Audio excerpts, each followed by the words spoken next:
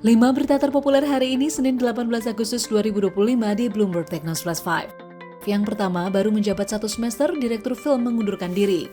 Bavin Patel, Direktur PT MG Entertainment Tbk atau Film mengajukan pengunduran diri pada 13 Agustus 2025 setelah menjabat hanya sekitar 6 bulan. Pengunduran diri Patel disetujui Rapat Umum Pemegang Saham Luar Biasa atau RUPSLB sehari setelahnya. Meski demikian, tak dijelaskan alasan Patel mengundurkan diri dari rumah produksi milik Raja Sinetron Manoj Punjabi ini.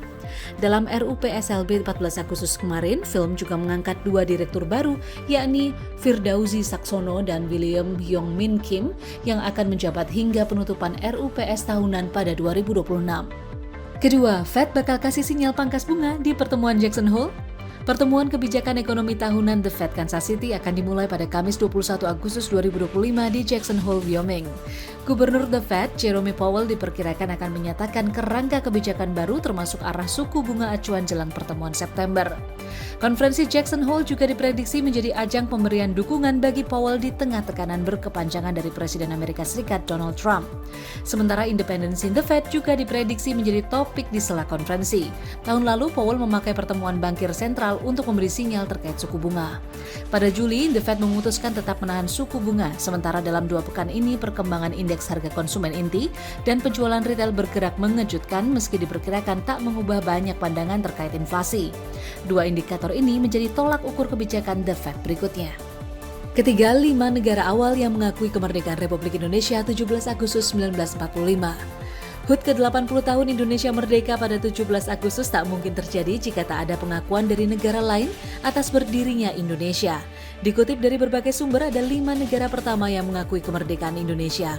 Pengakuan kelima negara ini menjadi fondasi penting bagi diplomasi Indonesia di awal kemerdekaan. Karena aturan pendirian negara harus memenuhi unsur de facto, yakni pengakuan berdasarkan kenyataan atau faktual, kemudian unsur de jure, yakni pengakuan resmi yang diatur oleh norma hukum.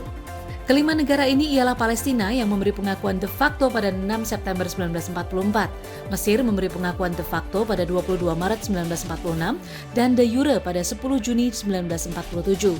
Lalu India pada 2 September 1946, kemudian Suriah memberi pengakuan pada 2 Juli 1947, sementara Vatikan yang memberi pengakuan kemerdekaan Indonesia pada 6 Juli 1947. Keempat, Erlangga benahi subsidi listrik golongan tinggi bayar beda.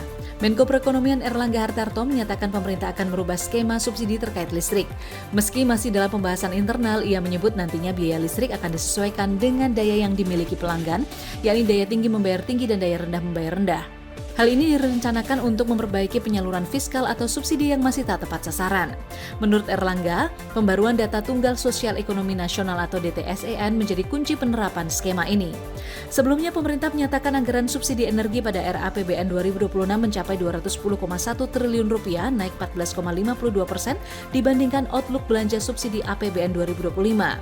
Dari angka ini, anggaran subsidi listrik turut naik 17,5% dari posisi outlook APBN 2025 sebesar Rp89,07 triliun. Peningkatan tersebut terkait kenaikan biaya pokok penyediaan atau BPP tenaga listrik serta peningkatan volume listrik bersubsidi. Kelima, SME ungkap anggaran RAPBN 2026 untuk IKN Rp6,3 triliun. Pemerintah menyatakan sekitar Rp6,3 triliun dianggarkan bagi proyek pembangunan Ibu Kota Nusantara atau IKN pada 2026. Hal ini disampaikan Menteri Keuangan Sri Mulyani dalam konferensi pers RAPBN dan Nota Keuangan 2026 di Jakarta Jumat 15 Agustus 2025. Keputusan ini menguatkan pemberitaan kepastian kelanjutan pembangunan IKN di Kalimantan Timur. Sebelumnya, Mensesnek RI Prasetyo Hadi menyebut Presiden Prabowo memberi target Kepala Otorita IKN Basuki Hadi Mulyono untuk menyelesaikan seluruh perangkat yang dibutuhkan guna memenuhi standar syarat berpindah dalam 3 tahun ke depan. Sementara itu, untuk rencana tahun anggaran 2026, Otorita IKN mengusulkan tambahan anggaran sebesar Rp16,13 triliun di luar pagu indikatif yang sudah ditetapkan sebesar Rp5,05 triliun, dan dengan demikian total kebutuhan anggaran Otorita IKN untuk tahun depan menjadi Rp21,1 triliun. Itu dia 5 berita terpopuler pilihan Bloomberg Technos hari ini. Ikuti terus update selanjutnya di www.bloombergtechnos.com.